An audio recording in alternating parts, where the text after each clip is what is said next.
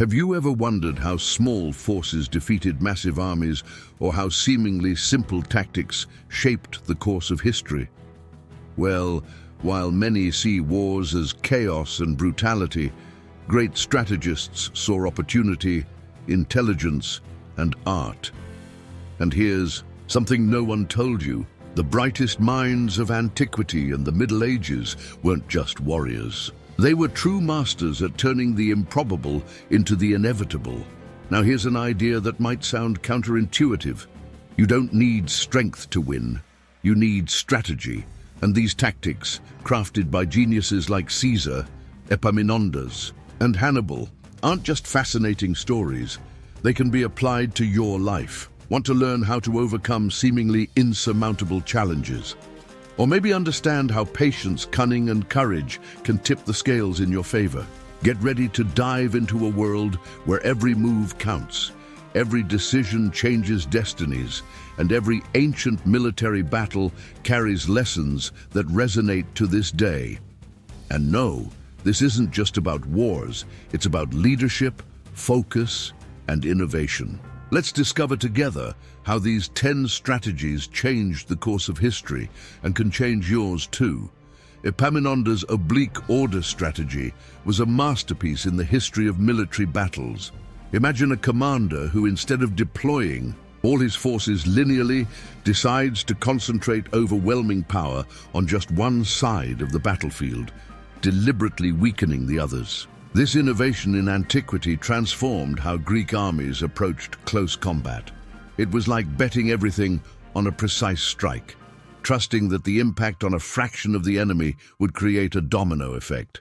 For the modern reader, it's like applying your maximum effort to the point with the highest return, whether in studies, work, or personal life.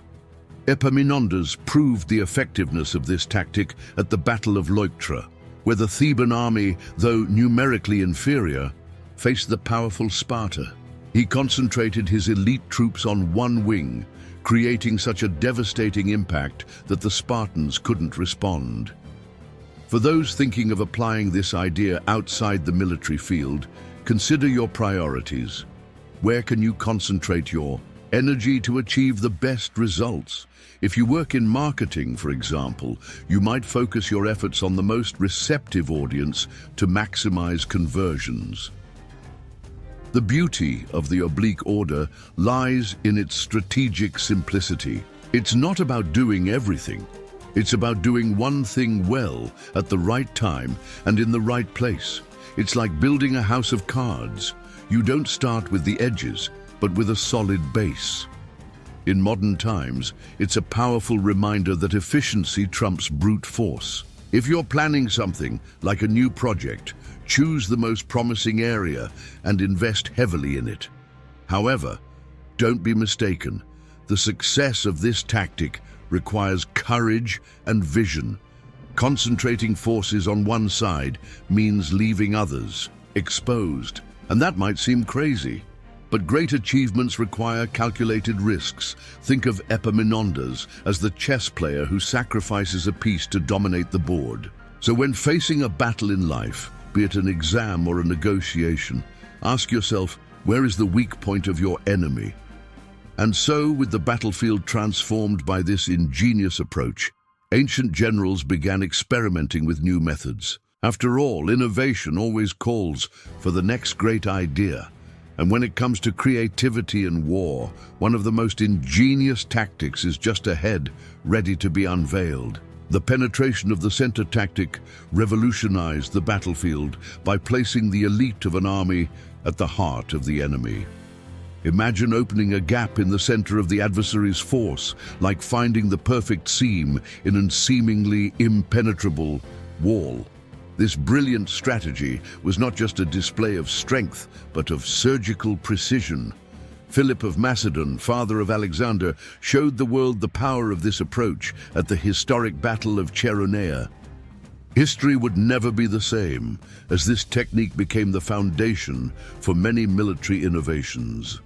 In practice, Philip used his most disciplined troops to break through the enemy's formation center while keeping reserves ready to amplify. The damage It was a maneuver that demanded absolute trust in the soldiers and flawless execution. On the battlefield of life, this strategy teaches the importance of investing in your strongest points, especially in critical situations. Whether it's a professional presentation or a high-priority project, when you deploy your elite troops, the impact can be decisive. The success of this tactic doesn't rely solely on strength, but also on strategic intelligence. A good example of this in everyday life is using your best arguments during a tough negotiation, creating space to achieve the final goal. It's like identifying the right moment to attack with everything you have. If you're an entrepreneur, think about launching a product focused on your customer's biggest problem, then expanding to other areas. However, penetration of the center also teaches that timing is everything. Advancing at the wrong moment can expose your reserves or leave your flanks vulnerable. It's a lesson in patience and risk analysis. In a modern context, a leader who knows when and where to strike has a natural advantage. Imagine yourself in a debate. Wait for the opponent to show their weak point before acting. It's a matter of strategy, not impulse. And so, with the devastating efficiency of this tactic, the ancient battlefields began to give way to even bolder ideas. After all, the true military genius never settles for just one victory. They seek surprise. And speaking of that, there's a hidden movement in history that promises to be as brilliant as it is unexpected. The hidden flank maneuver is an example of cunning amidst the chaos of battles. Imagine a commander hiding an essential piece of his board, only to reveal it at the exact moment and change the game's course. That's what Caesar did at the Battle of Pharsalus, turning an apparently disadvantageous situation into a decisive victory. He positioned hidden troops behind visible units, creating a deadly trap for his enemies. History, antiquity, and military battles never tire of teaching that intelligence triumphs over brute force. This brilliant move is a powerful reminder: not everything that seems obvious is. Just as Caesar hid his troops, you can conceal your trump cards in important projects. Are you preparing for an interview or product launch? Save a strategic surprise for the end.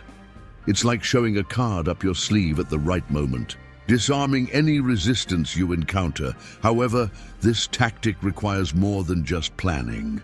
It demands patience and the ability to read the surrounding environment. Caesar waited until the enemy was committed, focused on another part of the field, before releasing his hidden forces. In everyday life, this can translate to saving your best arguments for the climax of a negotiation or interview, ensuring a greater impact. Another lesson from this strategy is that subtlety often wins over aggressiveness. Think about how you can apply this when building a professional or personal relationship. Instead of going straight to the point, show value gradually, surprising them when they least expect it. It's like preparing a presentation that starts simple but ends with a transformative idea. Surprises, when well planned, have a lasting impact. And so, while Caesar was carving a path to victory with a hidden move, other commanders watched, ready to use their own ingenious tactics. After all, on the battlefield and in life, the next move can come from anywhere. And if you think you've seen it all, wait until you meet a technique that literally turns the game around. The double envelopment tactic is the perfect definition of encircle to conquer. Hannibal Barca, one of history's greatest strategists, demonstrated his genius at the Battle of Cannae, where he used this technique to destroy a much larger Roman army. Imagine luring the enemy to the center, feigning weakness, only to surround them from all sides and render them powerless. It was such a striking blow that it transformed military battles into strategic art, a true lesson in ancient creativity. The essence of double envelopment lies in precise coordination. Hannibal deliberately weakened the center of his lines to draw in the Romans, while his flanking forces encircled them. This requires synchronization as grand as an orchestra playing a complex symphony. In modern life, This can be applied to teamwork. If you're leading a project, delegate tasks so that different members tackle the problem from various angles. The combined impact will be greater than isolated efforts. Interestingly, this tactic isn't just about attacking, it's about controlling the confrontation's pace. Hannibal dictated the Romans' movements, forcing them to react instead of act. Think of it as a negotiation where you steer the conversation, guiding the other party where you want them. In the workplace, this might mean anticipating interview questions or controlling project deadlines to maintain the advantage. But beware, double envelopment isn't for the impatient. It's a strategy that demands long-term vision and a deep understanding of the enemy's weaknesses. In the business world, for example, it's like launching a secondary product to draw attention while preparing a bigger, more impactful release. The key is knowing the right moment to close the encirclement and reap the rewards. And just as Hannibal surrounded the Romans, history continues to surround us with brilliant examples of creativity and courage. But not all tactics rely on strength and coordination. Sometimes, the trick is to feign a retreat, only to surprise the opponent at the right moment. The feint retreat tactic embodies cunning on the battlefield. Pretending to withdraw to lure the enemy into a vulnerable position is as risky as it is brilliant. The Romans, masters of strategy in antiquity, used this trick at the Battle of Pydna, where a planned retreat deceived the enemy and secured victory. It's the kind of maneuver that demands nerves of steel and impeccable timing. Essentially, it's like inviting someone into a trap without them realizing it until it's too late. This stratagem teaches a valuable lesson. Direct force isn't always the best solution. In daily life, this can translate to strategically stepping back in a discussion or negotiation, giving the other side a false sense of control. Imagine conceding on smaller points during a negotiation only to secure a major victory in the end. It's like pulling back the rubber band of a slingshot. The more you pull back, the greater the launch's impact. However, this tactic isn't for the indecisive. Retreating without a clear plan risks getting lost. You need to see the big picture and understand when and where to turn the game around. In the corporate world, for example, it might mean allowing a competitor to score a small win in a secondary market while you prepare to dominate the main market. It's the art of turning a retreat into an advantage. Another fascinating aspect of the feint retreat is the psychological element. By deceiving the enemy, you not only change the game, but also undermine their confidence. In today's context, think of a debate where you cede momentarily, only to return with such a strong argument that it disarms your opponent. It's the surprise that turns the game in your favor. And so, while ancient generals used the false retreat to flip the board, others were developing even more ingenious techniques. After all, the battlefield is never a place of certainties, but of endless possibilities. And when it comes to mobility and quick attacks, those who master the next tactic dominate the game. The hit-and-run tactic is the perfect example of how speed and agility can overcome brute force. Popular among the mounted archers of nomadic tribes, this method involved attacking swiftly, retreating before the enemy could react, and repeating until the opposition was worn down. It wasn't just a survival strategy, but a brilliant way to turn apparent weaknesses, like smaller numbers, into advantages. In ancient military battles, these warriors showed the world that constant movement is as lethal as direct force. Think about applying this to your everyday life. Have you ever been in a situation where pushing too hard just made you more vulnerable? The hit-and-run tactic teaches the importance of knowing when to step back and regroup before advancing again. In the workplace, for example, this could mean breaking a large project into small, precise steps and tackling each one with surgical accuracy. Each attack should have a purpose, exhausting the enemy or challenge before you fully commit. The genius of this approach lies in its ability to confuse and disorient the opponent. The Mongols, masters of this technique, used it to defeat much larger armies.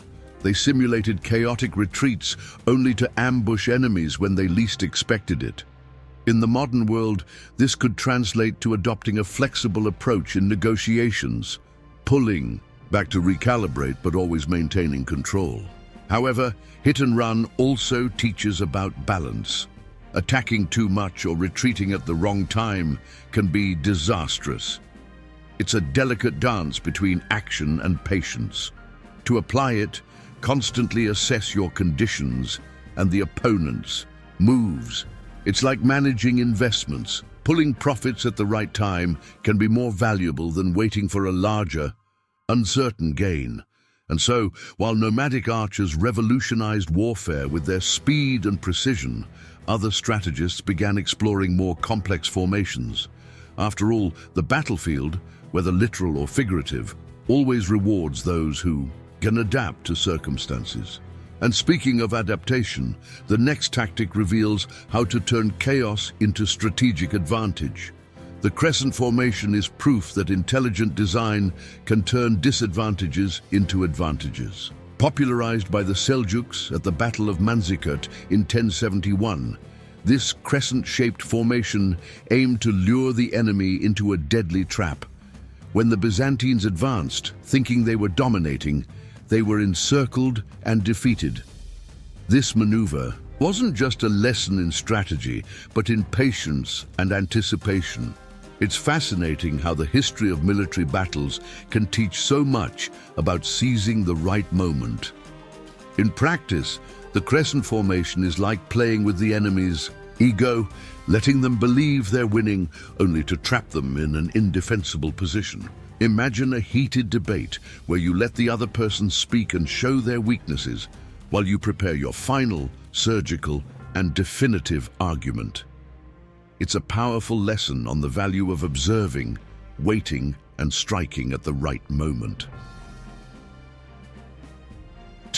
Success of this formation depended on impeccable coordination among the troops on the flanks, who needed to close the encirclement quickly. In life, this can be applied to any project that requires collaboration. Consider a team working on a presentation. While some members draw attention to minor points, others prepare the key argument to impact at the end. This tactic shows that victory often comes from the ability to see the big picture and plan beyond the obvious. On the other hand, the crescent formation also teaches about the danger of arrogance. The Byzantines were defeated because they underestimated their enemies and didn't recognize the trap's pattern. It's a reminder that in the modern world, we should never ignore signs or underestimate others' capabilities. Maintaining humility and vigilance can be the difference between success and failure. And so, while the Seljuks used the crescent to rewrite the rules of war, other strategists began exploring innovative defensive formations. After all, it's not always about attacking. Sometimes the secret lies in holding firm against any assault. The Schiltron tactic is a tribute to strategic defense, showing that even at a disadvantage, well-organized resistance can turn the tide. This square defense formation, used by the Scots during the Wars of Independence, involved rows of pikes forming an almost impenetrable wall. Imagine soldiers uniting, protecting each other, and creating an obstacle that even the fiercest knights hesitated to face. It's a lesson in unity, discipline, and collective strength in ancient military battles. The Schiltron was more than just a defensive formation, it was a statement of resilience. In modern life, it reminds us that sometimes the best defense is a good defense. Imagine facing a challenging moment in your career. Instead of advancing unprepared, you strengthen your foundation, whether by acquiring new skills or forming strategic alliances.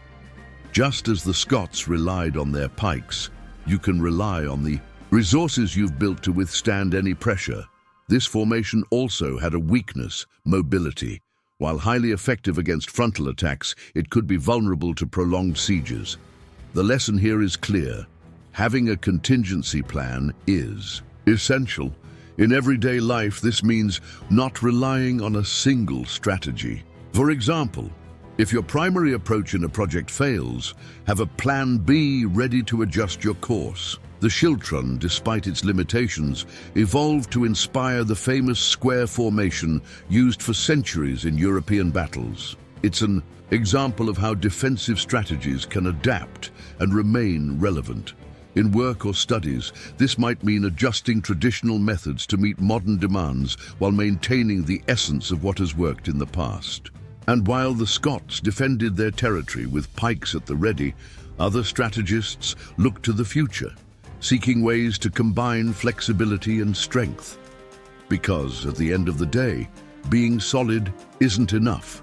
You also need to be adaptable. And no one demonstrated this better than the masters of the flexible formations that would come next. Roman legion tactics represent the epitome of flexibility and organization on the battlefield. The triplex aces formation, composed of 3 lines of troops, gave the Romans a unique ability to adapt to any situation. Imagine facing an enemy who, even amidst chaos, always finds a way to reorganize their forces.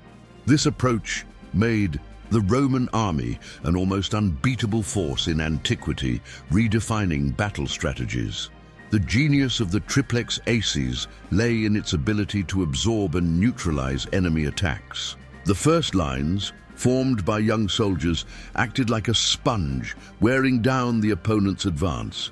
Next, the more experienced troops in the second line would engage. In everyday terms, this can translate to how you organize your time or resources. Tackle the less complex challenges first, conserving your energy and focus for the really important tasks. This tactic showcased its potential at the Battle of Zama, where the Romans used gaps in their formations to neutralize Hannibal's fearsome war elephants. It was a brilliant demonstration of how adaptability surpasses brute force. In the modern world, this can be applied in crises. Instead of rigidly resisting, learn to adjust to the problem, finding creative solutions to navigate obstacles. However, the flexibility of the Roman legions also required strict discipline. Every soldier knew exactly what to do, even when the plan changed mid-battle. Think of it as a well-trained work team, where each member knows their role and can take on different responsibilities when needed. It's a lesson on the importance of investing in continuous skills and training. While the Romans showed the world the power of a well-organized force, others began to explore more methodical and patient approaches.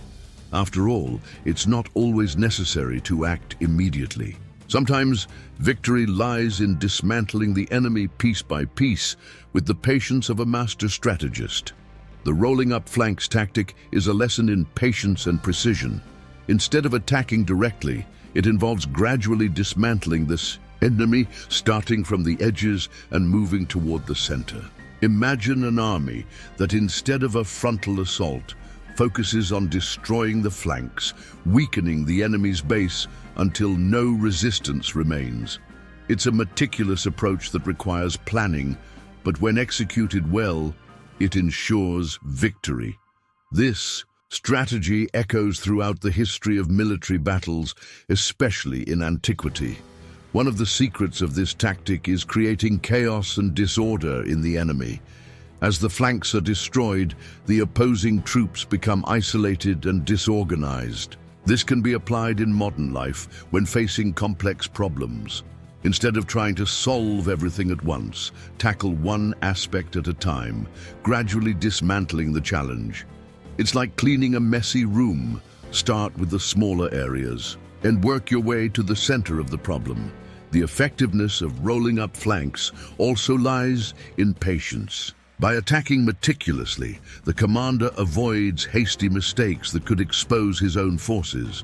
Think of it as managing a large project. You focus first on the less urgent tasks that lay the groundwork for solving the bigger ones. In the corporate environment, it might mean addressing small markets before trying to dominate an entire sector, building influence and trust along the way. Additionally, this tactic teaches the importance of controlling the confrontation's pace. The commander who masters the flanks decides the time and place of the battle, leaving the enemy with no options. In the modern world, this translates to controlling the flow of an important negotiation or conversation. If you manage the edges of the debate, the adversary is left with no room to argue.